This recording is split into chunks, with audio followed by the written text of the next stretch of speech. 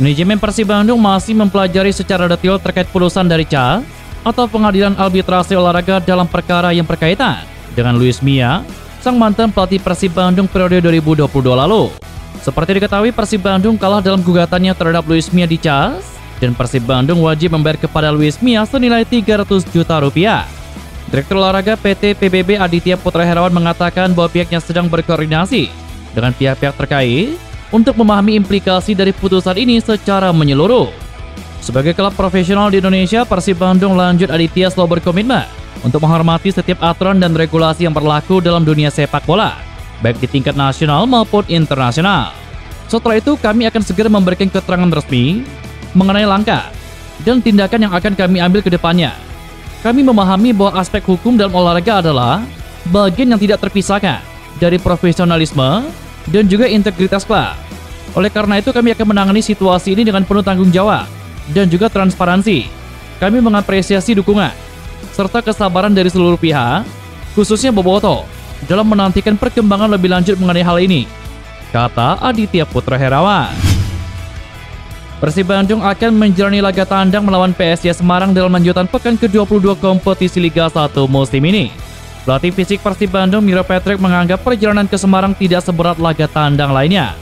Hal tersebut dikarenakan perjalanan yang ditempuh oleh Persib Bandung hanya berkisar 5-6 jam dengan menggunakan bus. Sangat singkat bila dibandingkan perjalanan sebelumnya ke Blitar yang memakan waktu hingga total 18 jam perjalanan. Menggunakan pesawat ke Cengkareng dilanjutkan perjalanan darat. Dipilihnya perjalanan menggunakan bus sendiri karena hal tersebut dianggap paling efisien untuk tim Persib Bandung bila dibandingkan dengan menggunakan kereta api ataupun pesawat terbang yang total perjalanannya lebih lama. Meskipun perjalanan ke Semarang tergolong ringan, Miro Patrick tetap mewaspadai tim tuan rumah PSIS Semarang yang diprediksi akan tampil ngotot, mengingat mereka yang masih berjuang di papan bawah untuk mengamankan posisi mereka di Liga 1 musim ini. Perjalanan sebenarnya sangat dekat. Ini adalah salah satu laga tandang terdekat yang kami miliki. Hanya 5 jam dengan bus. Tidak seperti terakhir kali saat kami pulang dari Blitar. Itu memakan waktu total 18 jam. Jadi ini seperti kami bermain di Bandung sebenarnya. Saya tahu ini akan menjadi laga yang sulit tentunya. Mereka sedang berada di papan bawah dan mencoba untuk mengamankan posisinya di Liga 1. Jadi mereka akan berjuang untuk itu. Kami juga harus melakukan hal yang sama jika ingin menjadi juara, kata Miro Patrick. Tim Persib Bandung telah berangkat ke Semarang pada Jumat kemarin dengan melakukan perjalanan darat menggunakan bus. Maung Bandung akan menghadapi tantangan dari tim tuan rumah PSIS Semarang. Sebelum berangkat dari Geraha Persib Kota Bandung, skuad Pangeran Biru mendapatkan dukungan dari supporter setianya Boboto supaya bisa mencetak kemenangan pada akhir pekan mendatang. Meskipun tidak seramai seperti biasanya, tetapi sejumlah Boboto tetap begitu antusias demi bisa bertemu langsung dengan para pemain idolanya. Ada yang datang untuk mengabadikan momen hingga meminta tanda tangan di jersey yang telah mereka bawa. Sementara itu, pelatih kepala Persib Bandung, Bojan Oda, juga memberikan informasi terkait kesiapan timnya. Ia menuturkan bahwa pertandingan ini sangat penting untuk menjaga posisi puncak klasemen. Ia kemudian mengungkapkan bahwa selama menjalani masa persiapan, anak asuhannya berlatih dengan baik minus Tyrone Delpino yang mengalami demam dalam 2 hari terakhir. Namun ia memastikan pemain asal Spanyol tersebut bukan menderita gejala demam berdarah.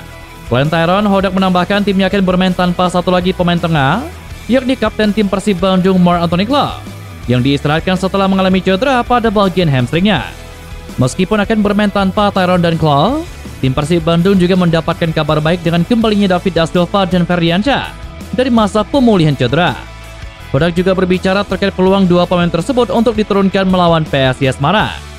Melihat kekuatan PSIS Semarang, Hodak memastikan pasukannya akan sangat kesulitan melawan tim berjulukan Mahesa Jenar tersebut. Apalagi bermain di kandang sendiri selalu tampil tangguh.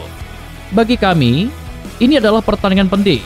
Kami harus mencoba mendapatkan hasil positif agar terus mengumpulkan poin dan tetap berada di papan atas. Persiapan berjalan dengan baik, kecuali Tyrone. Dia sakit, terkena infeksi virus, dan tidak berlatih selama 2 hari terakhir. Kami sudah memeriksa darahnya, dan bukan demam berdarah, tetapi dia masih demam dan kondisinya belum baik. Mark Klok mulai berlatih hari ini, tetapi dia belum siap untuk laga melawan Semarang. Tetapi dia akan siap untuk melawan Persija. Dan kabar baiknya, David dan Ferdi sudah kembali. Kita lihat nanti apakah mereka akan menjadi starter atau berada di bangku cadangan.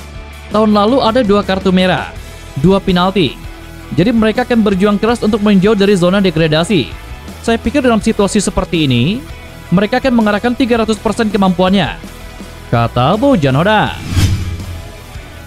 Manajemen beserta panitia pelaksana pertandingan PSG Semarang memutuskan untuk menggelar laga melawan Persib Bandung dengan tanpa dihadiri oleh penonton setelah melakukan diskusi dengan pihak kepolisian. Hal ini diketahui dari informasi di laman media resmi mereka. Menanggapi hal tersebut, Hodak selaku juru taktik dari tim Persib Bandung mengatakan bahwa hal tersebut mutlak keputusan dari PSG Semarang sehingga ia enggan berkomentar lebih lanjut. Ia melanjutkan dengan menuturkan bahwa bagi tim asuhannya, ada atau tidaknya kehadiran penonton tidak akan terlalu berpengaruh. Namun ia tidak mengetahui apakah hal tersebut akan mengganggu para pemain PSG Semarang sebagai tim tuan rumah. Selain itu, Hodak juga memberikan tanggapannya terkait beberapa pemain yang berpotensi absen melawan Persija Jakarta bila terkena kartu kuning melawan PSG Semarang. Pemain-pemain tersebut seperti nama Nick Pipers, Gustavo Franca, hingga Rian Kurnia. Menanggapi hal itu, pelatih asal Kroasia tersebut mengatakan bahwa kartu kuning dan akumulasi adalah bagian dari sepak bola. Ia hanya mengharapkan pertandingan pekan ke-22 ini dapat dipimpin oleh wasit dengan kualitas yang bagus. Saya tidak tahu, itu keputusan mereka. Mungkin ada alasan finansial atau terkait keamanan. Saya tidak tahu, jadi saya tidak bisa berkomentar. Dengan atau tanpa penonton, bagi kami mungkin tidak terlalu berpengaruh. Tetapi bagi mereka bisa saja berbeda. Itu bagian dari sepak bola. Saya hanya berharap kami mendapatkan wasit yang bagus, kata Bojan Hodak. Masa pemulihan cedera Febri Haryadi hampir rampung. Gelandang Persib Bandung yang akrab disapa Bow ini diharapkan sudah bisa berlatih bersama tim mulai bulan depan. Febri harus menepi dan menjalani operasi akibat cedera di bagian lutut di Piala Presiden 2024.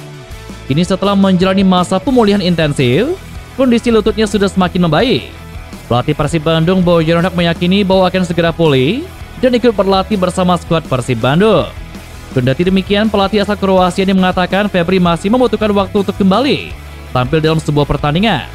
Hodak pun mengatakan situasi Febri kembali pulih dan ikut latihan itu masih sulit untuk diprediksi. Saya percaya, bulan depan dia akan mulai berlatih. Latihan ke pertandingan kompetitif masih butuh waktu lebih lama. Jadi kita lihat nanti. Ini sulit untuk diprediksi. Tetapi kemungkinan besar dia akan mulai berlatih bulan depan, kata Bojan Hodak. Pelatih Persib Bandung Bojan Hodak menyebut bahwa satu masalah timnya di musim ini telah menemukan solusi. Masalah yang dimaksud yakni terkait kedalaman skuad. Hodak menilai pemain pengganti Persib Bandung kurang memberikan dampak pada putaran pertama Liga 1 musim ini. Namun semua berubah ketika menginjak putaran kedua. Hodak menjelaskan bahwa para pemain cadangan Persib Bandung kini sudah mampu memberikan dampak positif bagi tim.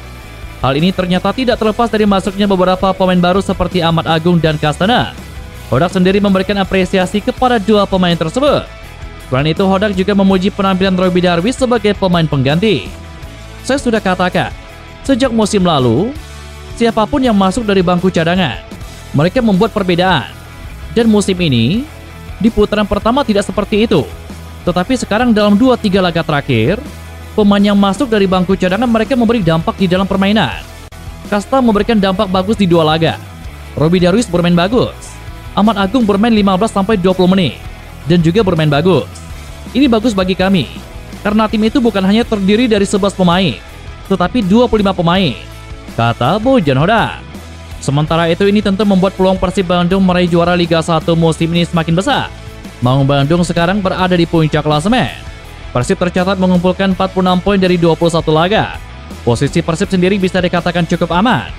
Pasalnya Markok dan kawan-kawan berjarak 7 angka dari Persija yang berada di urutan kedua dan berjarak 8 poin dari Persebaya Surabaya. Terlebih Persebaya Surabaya kembali meraih hasil minor malam tadi usai dipermak Persis Solo dengan skor akhir 2-1. Edo Febriansyah membuktikan dirinya sebagai salah satu benteng pertahanan Persib Bandung yang layak diandalkan. Lalu diturunkan sepanjang kompetisi BRI Liga 1 musim ini, ia mencatatkan 53 tackle. Sehingga average-nya di setiap pertandingan telah mencapai angka 2,52 tackle. Dibandingkan pemain-pemain lainnya, ia menjadi pesepak bola dengan jumlah tackle terbanyak di kompetisi Liga 1 musim ini. Bahkan Edo merupakan pemain pertama yang sanggup melakukan 50 tackle, melampaui Yancho Sayuri. Kemudian dalam membantu barisan pertahanan Persib Bandung, pemain kelahiran Kediri itu juga memiliki statistik lain yang terbilang lumayan. Ia menorehkan 63 kali intercept dan 22 kali clearance, sekaligus membukukan 655 kali umpan sukses. Di era kepelatihan Sintayong, nama Muhammad Edo Febriansyah sudah tidak asing lagi. ia kerap mendapatkan panggilan dan kepercayaan untuk tampil memperkuat timnas Indonesia. Sejak pertama debut pada 25 November 2021 lalu, Edo mempunyai 14 cap bersama skuad Garuda di level senior. Kemudian dengan Persib Bandung selama musim 2024, 1.731 menit bermain telah dicatatkan. Tentu jam terbang yang tinggi membuat peluangnya untuk memperoleh panggilan tim nasional kembali terbuka. Lebih lanjut, ia digadang-gadang bakal terus menjadi andalan skuad Pangeran Biru yang tengah menguasai tahta puncak klasemen sementara BRI Liga 1 musim ini.